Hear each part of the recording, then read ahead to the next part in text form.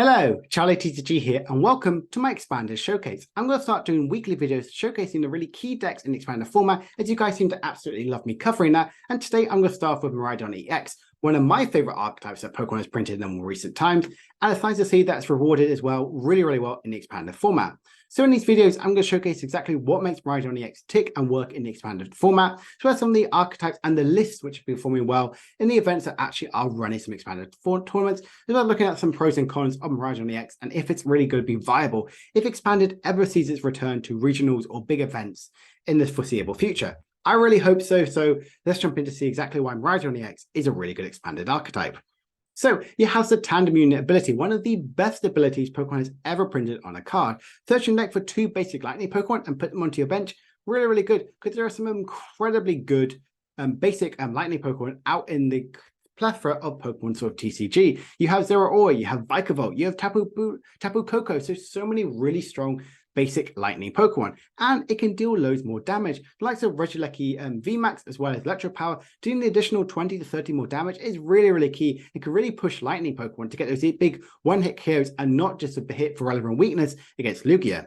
And obviously, because I said Vikavolt, it can utilize Item Lock incredibly well, dealing that additional more damage, hitting always 100 damage to Lugia, getting that extra Item Lock pressure is super good, and that's why I love Miraidon EX, having that aggressive pressure to make sure that it can be set up as quick as possible, because you still have Max Elixir and Electro Generator, which is super good, making it a very fast and aggressive deck. Miraidon EX is an incredibly good powerhouse archetype, so let's look at some of the archetypes and lists. So this one actually won a League Cup happening a couple of weeks ago, which is honestly really exciting to see that some people are in fact playing more and more expanded content.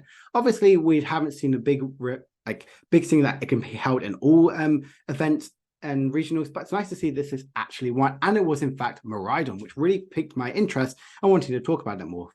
Like I said, it plays one of these big one-offs, which I talked about. Zeraora for free retreat, Tapu Koko, the Prism Star to attach energies, and the other one to use its GX attack by moving it into the active spot, load it with loads of energies, and deal a huge amount of damage. Electro Power and Regieleki, really good to really speed up your damage output, as well as Electro Generator as the method of choice to attach load of energies. You also have Thunder Mountain, which is really good because there's so many interesting, unique archetypes in here. The Prism Star Stadium, we can only play one of, and it gets in the loss zone afterwards. But because of that, you can use your lightning attacks for 1 lightning less, making sure that Miraidon can attack for 2 lightning energies. And Vikavolt is item locking with 1 energy. Really strong. Lost City is an incredibly good disruptive archetype. Now, I'm not sure what their meta sort of it is to really value this Lost City, but really slowing down and getting rid of some key pieces. If you think of the likes of Lugia, where they play multiple just one-offs, is really strong. I love the support account. I love having the speed lightning energy. More importantly, I like the Ordinary Rod, Field Blower, and Dowsing Machine. With the return of Ace Specs coming, could we see Dowsing Machine get reprinted in the standard format? I won't really see his, as you've seen my take about where I want to see Ace-Specs kind of go some new ones and not going back to old one, but Dowsing Machine, I'd be a very welcome surprise. I really like this Miraidon list, very focused on consistency and attacking mainly with Miraidon and some of its utilizing other attackers, and Electro Generator to really get those big, powerful turn 1 attacks.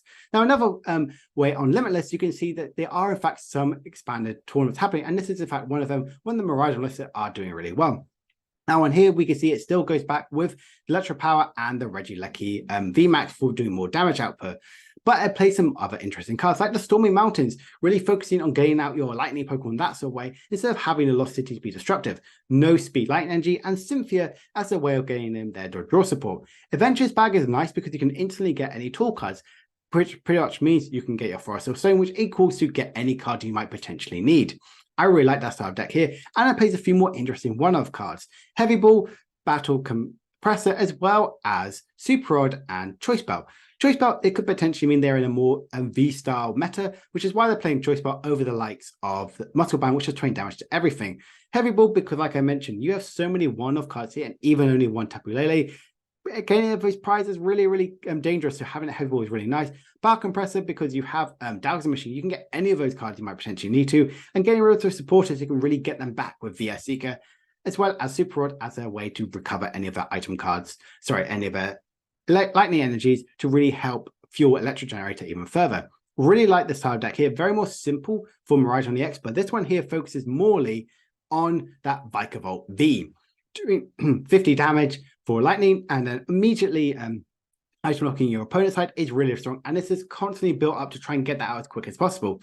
Dedenne, Crobat, Tapu Lele, and Squawkabilly, so many really key draw support Pokemon, and searching for cards you might potentially need.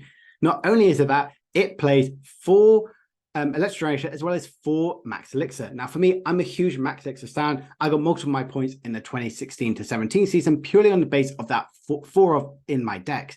So having this here really puts you in to try and get out that Vikavolt or Miraidon EX attack turn 1, which I absolutely really love. Also have some really interesting cards as well. Echoing Horn, Computer Search, as well as Forest Hill Zone. Really good to be that disruptor capability and get any of the cards you might potentially need. I really like the style of deck, and it's really incredible. The support accounts are pretty interesting as well. The Iona, Guzma, Professor's Research, Professor Juniper, and Arvin, I generally think are really powerful as well as having the Battle Compressor really utilizes VS Seeker as best as possible and getting rid of those key pesky cards. I really like this deck here, definitely more of a target towards Lugia by having that easy item lock effect, and although it's possible to get those big one-hit KOs. Really like the style deck here. Definitely one of these go big, go home at the start, and then you're constantly just doing like 50-50-50. So definitely be prepared in that sort of matchup here, but I really like it overall. So let's look at some strengths and what makes it really worthy. Well, it's really good because it has a high damage output, can set up really fast, and hits for relevant weaknesses.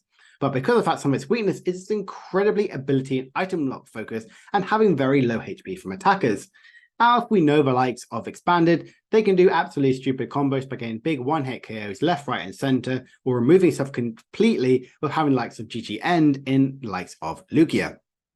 But because of it being really weak to item lock and ability and item ability lock, this can really slow down Miraidon's setup. Now, if the opponent literally plays a Path to the Peak or potentially just a Silent Lab, you can be in a really tough situation. As you saw, most of these Miraidon lists only play like 1 or 2 stadium cards, except the first one, which played a current output of 4 and a field blow because you really need that disruptor capability. You want to constantly be bumping those stadium cards because Miraidon X really needs that capability.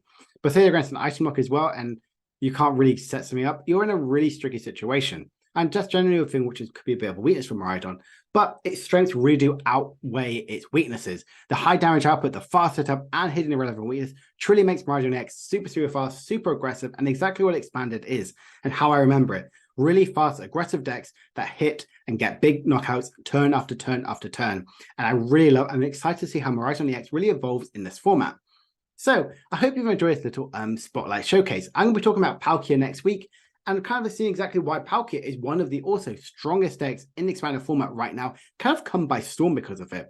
If you enjoy these expanded content, please make sure to like, subscribe, and comment down below what deck you want me to cover. Is it something you really want to see more often, or do you want to see more tournament reports or expanded tournaments? I hope you enjoy this content, and any support will really mean a lot to me. I love that you guys are really enjoying my expanded content, and hopefully one day we can see this format return to its former glory. My name is TCG, and I will see you guys later. Bye for now.